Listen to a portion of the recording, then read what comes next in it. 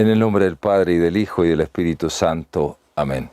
Gloria al Padre, al Hijo, y al Espíritu Santo, como era en el principio, ahora y siempre, y por los siglos de los siglos. Amén. En esta conferencia, en esta intervención, la propuesta quería compartir con ustedes el magisterio de Pío XII sobre algunos temas particulares de psicoterapia, psicología clínica, en relación a cómo la neuropsicología, la psicología farmacológica, la neurofarmacológica, cómo fueron las intervenciones de Pío XII al respecto, cuál es la luz que nos puede dar y sobre todo poder compartir. Agradezco al padre Ignacio Andereggen que me propuso estos temas y me facilitó incluso los documentos para poder estudiarlos y armarlos de alguna manera. Es muy importante, lo primero que al leerlos, como Pío XII, no solo en su magisterio es muy claro, sino también es un conocedor, está informadísimo sobre todo el problema psiquiátrico, farmacológico, e incluso hace una hermosa referencia a las enfermeras como una misión espiritual, que nosotros podríamos decirla incluso con el médico, el psicólogo, el psicoterapeuta. Voy a ordenar, dividir esta exposición como en 4 puntos. El primero va a ser sobre el hombre, que es lo que dice su Santidad Pío XII sobre el hombre, cómo hay temas específicos, como las verdades morales, la psicofarmacología, una referencia muy linda a las enfermeras con una espiritualidad y una misión, y finalmente una reflexión que en ese contexto hace el mismo Papa Pío XII. Ante todo, esta visión del hombre. El Santo Padre tiene en su discurso a los participantes del Congreso Internacional de Psicoterapia y de Psicología Clínica del 13 de abril de 1953, hace una referencia al hombre como integral, una visión integral que tienen que tener todos. Así, por ejemplo, dice en un momento, el hombre como unidad y totalidad psíquica. Muchas veces al hombre se lo considera separadamente y el hombre es una unidad. Por ejemplo, el cuerpo en el hombre y mi alma. Hay que saber tener claro aquello que nos dice Santo Tomás sobre la unidad sustancial de alma y cuerpo. Es decir, que el alma no es algo accidental. La forma sustancial no solo es perfección del todo, sino de cada una de sus partes, nos dirá Santo Tomás, tanto sensibles como volitivas. Es forma y acto no solo del todo, sino de cada una de sus partes, de tal manera que cuando el alma se separa del cuerpo, ninguna parte del cuerpo ejerce sus funciones propias. Es decir, todo en el hombre es humano. Cuando el hombre duerme, es un hombre que duerme, no un animal. Cuando como, cuando trabajo, cuando rezo, es el hombre. Mis ojos son ojos de un ser humano, no son los ojos de un animal. Mis manos y mis pies, todo está informado por el alma.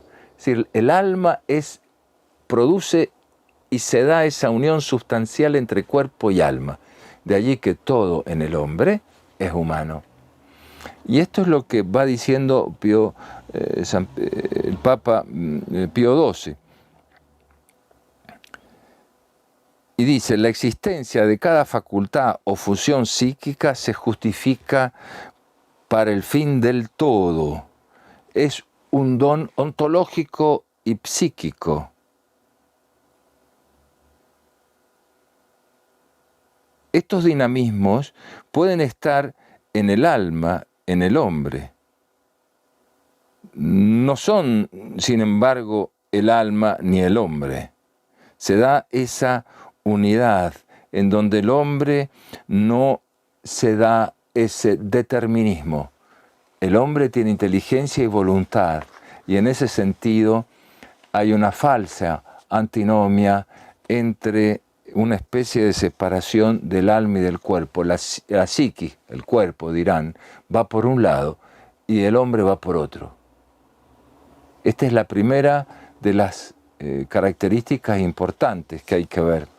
Fíjense, también nos dice que el hombre es una unidad estructurada y así cada una de sus partes en el hombre está ordenada a algo superior, a algo espiritual.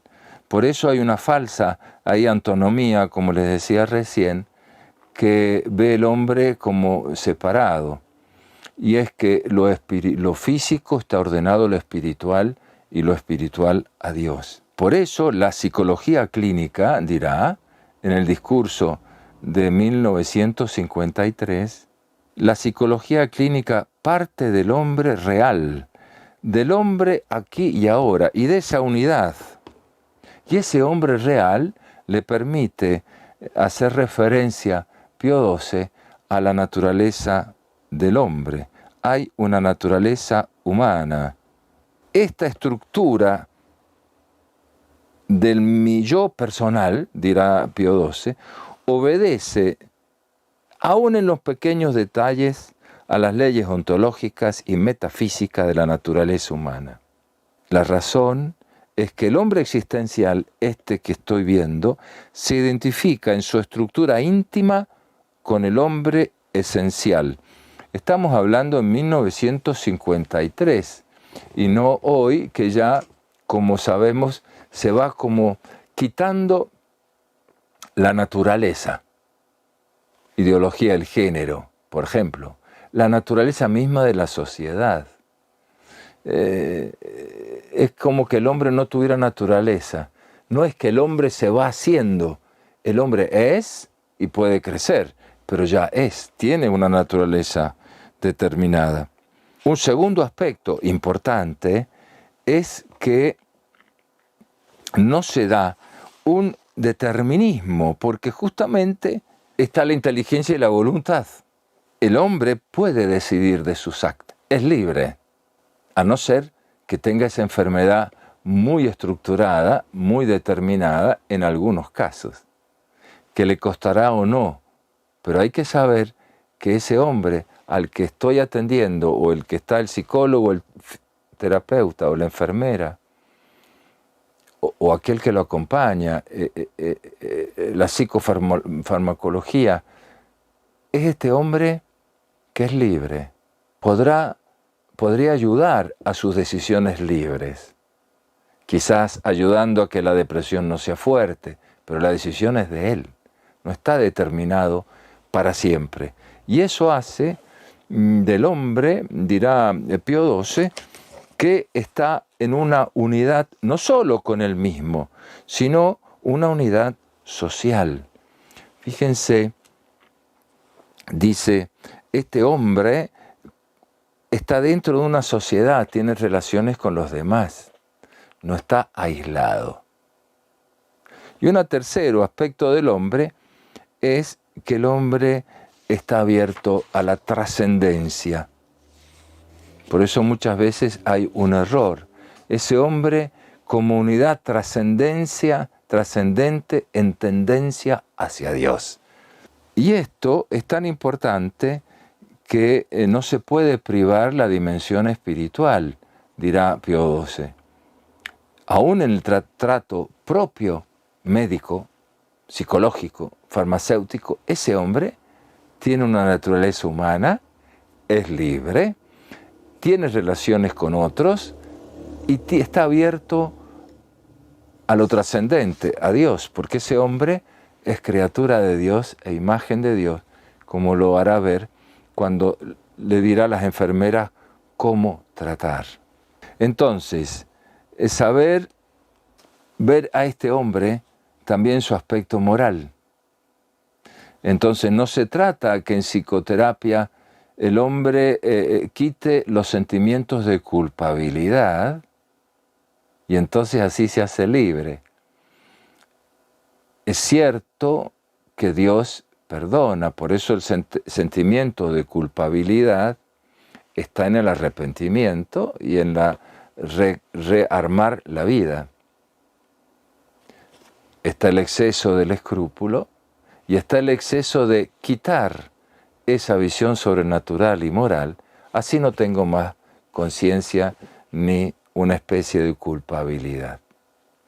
Por eso es importante esa visión sobrenatural. El ejemplo más claro lo podemos ver en Santa Teresa y cómo Santa Teresa se acerca al hombre y cómo Freud se acerca al hombre, por ejemplo. Es decir, cómo Santa Teresa es como quien va a una casa. En una casa uno puede entrar a la casa e ir al altillo, o entrar a la casa e ir al sótano. Santa Teresa ve al hombre desde el altillo, desde el sol, desde Dios, y las consecuencias son el santo. Freud toma al hombre, mutatis mutandis, pero desde el sótano, desde la oscuridad del yo. Y entonces, ¿qué sale de esa psicoanálisis? Hay muchas variantes, pero Pío XII nos muestra cómo es importante ver al hombre en su dimensión trascendente. ¿Cuáles son los temas específicos? Fíjense el tema de la verdad moral. Hay una moral objetiva, hay una moral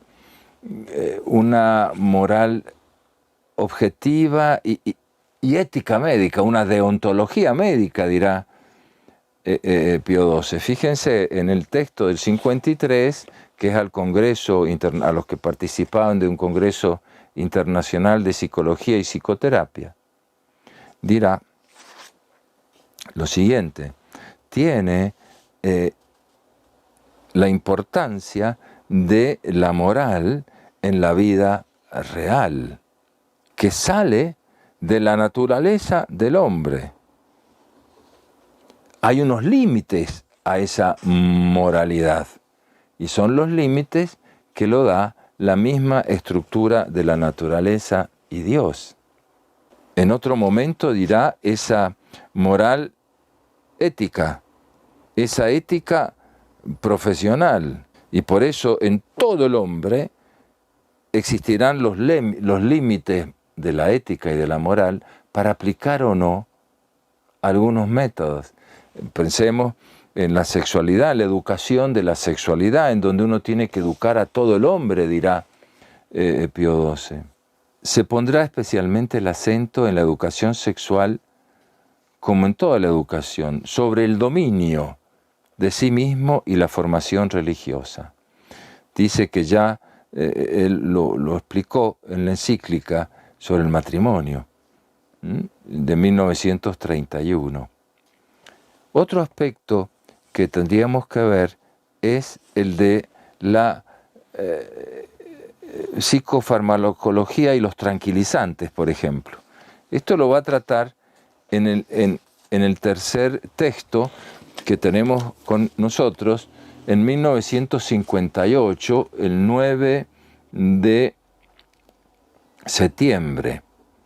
Fíjense, ahí va a decir muy claramente los aspectos sobre los avances recientes de la psicofarmacología.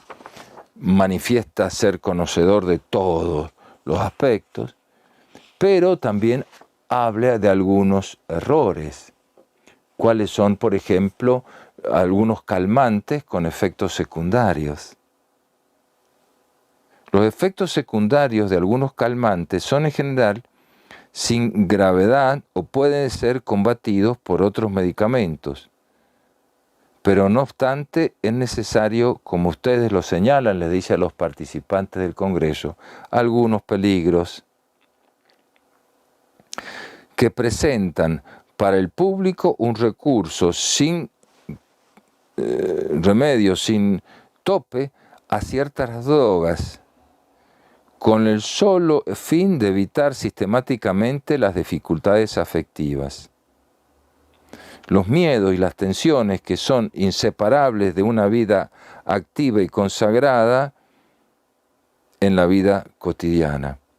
Por eso hay que estar muy precavidos, y ahí dirá la deontología médica es importante. Por eso es necesario ver al hombre en su integralidad, los principios morales que determinan las responsabilidades de los especialistas.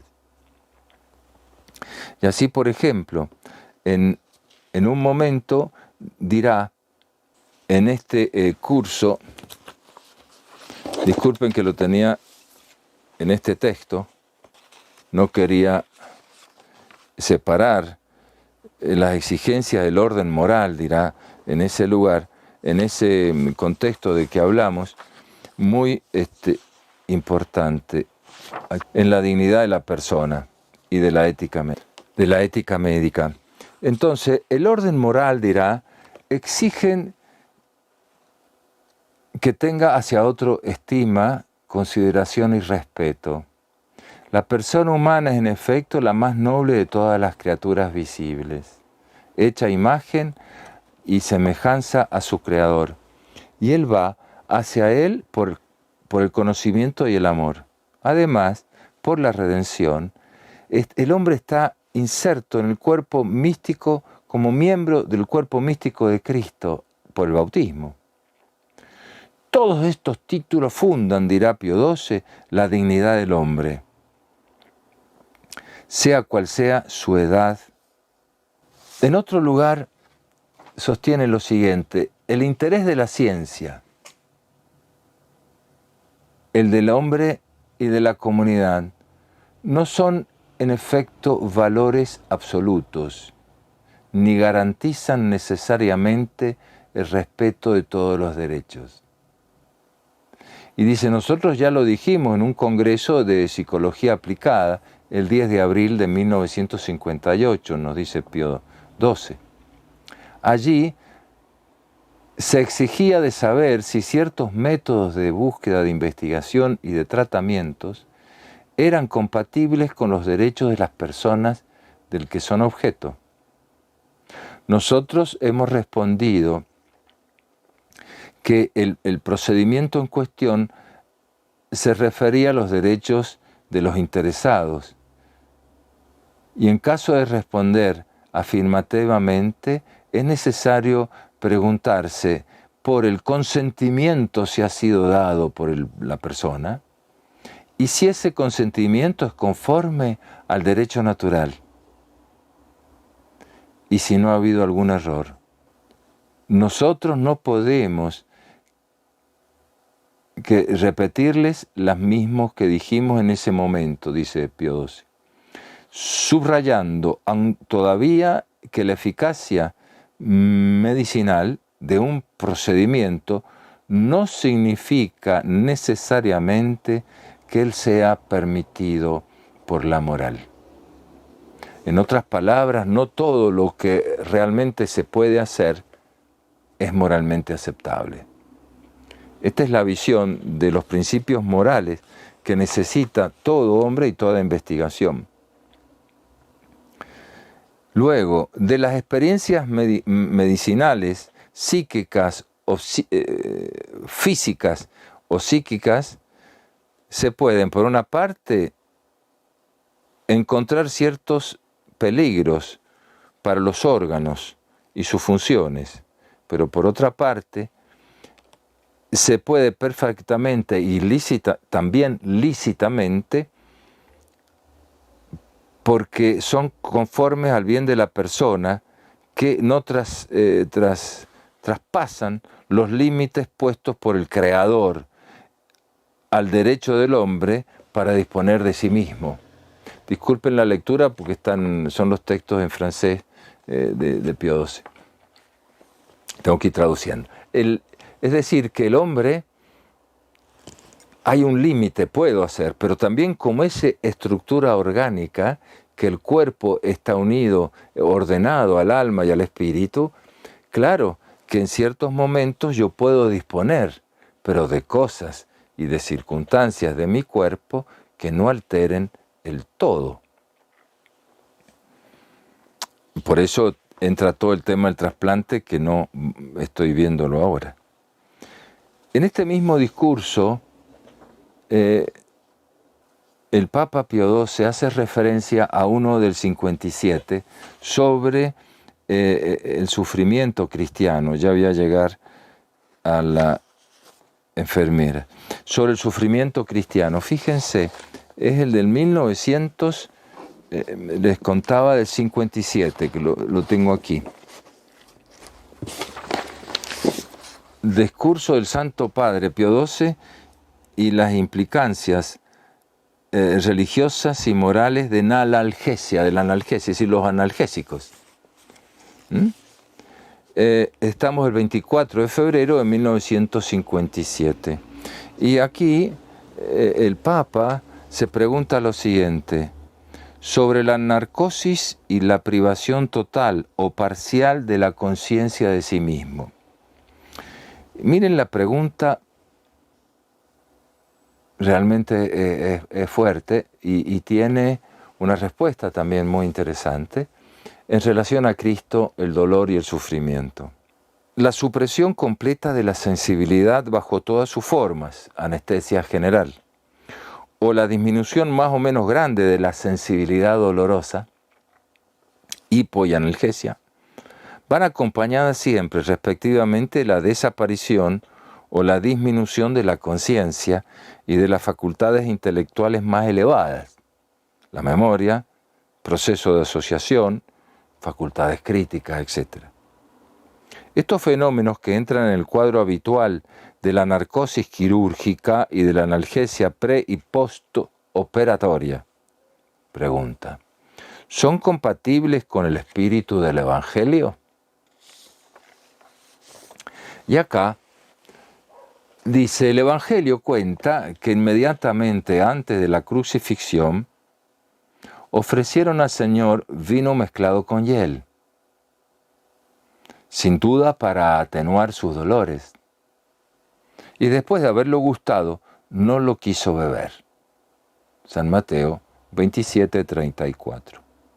Porque quería sufrir en pleno conocimiento, cumpliendo así lo que había dicho a Pedro: cuando lo toman, ¿no voy a beber el cáliz que mi Padre me ha preparado? San Juan 18:11. Cáliz tan amargo que a Jesús en la angustia de su alma le hizo suplicar: Padre, aparta de mí este cáliz, pero hágase tu voluntad y no la mía. La actitud de Cristo respecto de su pasión, tal como la revela este relato y otros pasajes del Evangelio, ¿permite al cristiano aceptar la narcosis total o parcial? Miren, es muy prudente y pertinente. Primero, la desaparición del dolor, dirá Pío XII, como ustedes lo dicen, ya sea de la supresión de la sensibilidad o disminución más o menos notable de la capacidad de sufrir. Hemos dicho ya lo esencial al respecto moral de la supresión del dolor. Desde el punto de vista religioso y moral, importa poco que sea causada por la narcosis o por otros medios. En los límites indicados, no ofrece dificultad alguna y es compatible con el espíritu del Evangelio. Es claro, si hay que operarse, un corazón abierto, o como le dicen, todo abierto, o una operación grande que hay que abrir, claro que perder ese conocimiento en ese momento no ofrece dificultad alguna en los límites indicados. Es decir, hay consentimiento y es una pérdida de conocimiento provisorio, y en realidad, en relación si no, no habría operaciones, sino algunas operaciones serían ilícitas. Por otra parte, no se debe negar o desestimar el hecho de que la aceptación voluntaria, obligatoria o no, la aceptación voluntaria del dolor físico, aún con motivo de las intervenciones quirúrgicas, puede manifestar un heroísmo elevado y testimoniar a menudo realmente una imitación heroica de la pasión de Cristo. Sin embargo, esto no significa que ella sea un elemento indispensable. En las intervenciones importantes, sobre todo, no es raro que la anestesia se imponga por otros motivos y que el cirujano o el paciente no pueden prescindir de ella sin faltar a la prudencia cristiana. Es decir, el médico faltaría a la prudencia cristiana si no pone el analgésico. Lo mismo puede decirse de la analgesia pre- y postoperatoria. De allí que no se trata del dolor por el dolor, de amar el dolor por el dolor, dirá, sino en qué proporción y medida. Hay algo que es voluntario. Por eso, por aquello que concierne los efectos de la supresión de la conciencia, es necesario examinar los motivos y las consecuencias, intencionales los dos. Si no hay ninguna obligación religiosa o moral, no se impone, y si existe serias razones para utilizarlas, se puede donar a los que mueren si ellos lo consienten. Sin embargo, agrega, la eutanasia, es decir, la voluntad de provocar la muerte, está evidentemente condenada por la moral. Es decir, el calmar ciertos momentos, incluso finales de la vida, valorando todo, examinando los motivos y las consecuencias. Si no hay ninguna obligación religiosa o moral que se opone, y si existen serias razones para utilizarla, se les puede ciertamente donar a los murientes, a los que están en agonía, si ellos consienten. Finalmente, me gustaría la relación hermosa que hace Pío XII, muy atinada, con respecto a las enfermeras. Y eso en las enfermeras está en la segunda locución del 1 de octubre de 1953, que es una participación en el Convenio Internacional de las Enfermeras Profesionales. Fíjense qué cosas hermosas dirá Pío XII en este momento, en estas circunstancias. Primero, el ejemplo para ustedes, enfermeras, el modelo de enfermera. Y esto está en italiano, para que puedan fácilmente llegar a una así elevada meta, como modelo espiritual, propónganse como ejemplo el divino sanador de todos aquellos que le verán en la enfermedad, en el trato. El Maestro Jesús. Mediten frecuentemente en las páginas del Evangelio, allí donde son narrados los amorosos encuentros del Hijo de Dios con la humanidad doliente. La mirada de Cristo a ellos, respetando la libertad. Y dice, la ordinaria expectación de una pregunta o de un pedido de curación de parte del que sufre, mostraba no solamente el valor intrínseco de la oración, pero también el respeto que Dios le tenía al enfermo. Él no lo avasalló curándolo si no había un pedido. El respeto que tenía él por la persona y la voluntad humana. Jesús, en una palabra, no curaba, podríamos decir, forzadamente, sino esperaba el libre consentimiento para su acción. En el mismo sentido, como el Redentor del género humano, no salva sino aquel que en alguna manera lo quiera, movido por la gracia. Pero como esta reunión, dice Pío XII, ha elegido el tema de la neuropsiquiatría en relación a su profesión, que es de enfermeras, ustedes les toca habitualmente cuidar a los que están enfermos de mente. Y es una obra de caridad que ustedes tienen.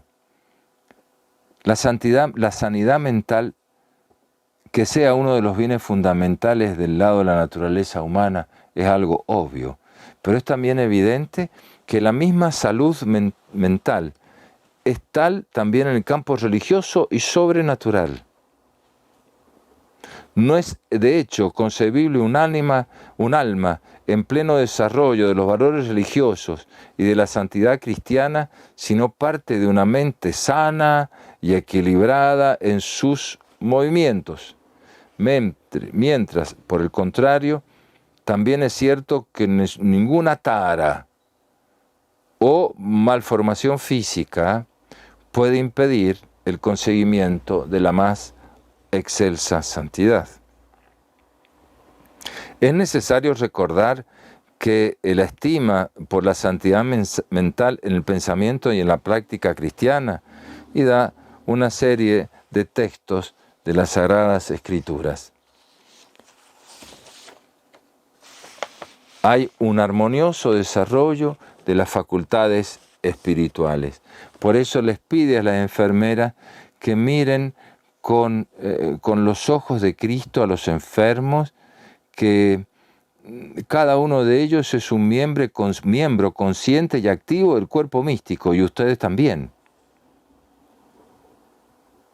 Por eso, si en su espíritu hay una unión humano-religiosa de vuestra profesión, es importante ese desarrollo en la vida personal. Por eso, vean al enfermo bajo todas las consideraciones, la unidad total y física, la unidad de estructura en su persona, la unidad social y como una unidad abierta a la trascendencia. Lo dice luego, como vimos recién. Es decir, el hombre que miren las enfermeras al hombre en toda esa dimensión y que tomen conciencia clara de esa conciencia. Por eso pueden incluso arruinar el nudo, el momento más profundo del ser humano cuando se acercan con otros intereses o puramente físicos. Entregar una pastilla y darla. Solo, dirá, el ejercicio de la virtud cristiana produce la interior serenidad y aquel temperamento optimístico que espontáneamente se reserva para los otros y son la mejor ayuda que pueda ofrecer a un enfermo de la mente. Es decir, esto que se dice a las enfermeras, uno lo aplica también a todas las personas que ejercen la psicología o los terapeutas en todos los niveles, que hay un apostolado. Es un apostolado. Y dice, es importantísima que tiene la parte afectiva que se les pide a ustedes, además de la técnica. Y ahí dice más. Ninguna se puede sentir plenamente madre de las otras criaturas y comunicar su afecto que, según un psicólogo contemporáneo, es más importante que para la santidad mental cuanto las vitaminas y las proteínas para la santidad física, si ella no encuentra en sí un título sólido de maternidad espiritual. Es decir, más que, fíjense, las vitaminas y las proteínas para la salud física, el enfermo necesita encontrar esa maternidad espiritual. o paternidad espiritual de quien lo llega. Queridas hijas enfermeras, qué divina vocación. O por una elección libre han abrazado una vida llena de sacrificios en ventaja de una humanidad sofrente. No quieran estimar su obra por debajo de cuánto la aprecia Dios y la sociedad humana. Esa vocación es noble, es necesaria, está directamente a procurar el bien del cuerpo y el del alma, sirve para el tiempo y para la eternidad, verdadero y sagrado ministerio. Así lo define Pío XII. Sirve ahora en el tiempo y sirve para la eternidad. Y sigue, esta estima que no debe quitar al cristiano los sentimientos de la humildad, les debe ser de estímulo, de animarse para el trabajo duro, con la inalterable paciencia, con la escrupulosa exactitud, y cuando se trata de la asistencia a los enfermos mentales, es motivo de generosidad el donar algo de vuestro espíritu al infeliz hermano, a fin que pueda renacer a la vida. El candor que irradia, fíjense, el candor que se irradia de vuestros vestidos, es decir, evoca los delantales blancos, ¿no? El candor que irradia de los vuestros vestidos y evoca a los ojos cansados de los enfermos visiones angélicas. Que sea símbolo y divisa de vuestra vida interior sobrenatural, de tal modo que transforme verdaderamente en ángeles puestos al servicio de los hombres.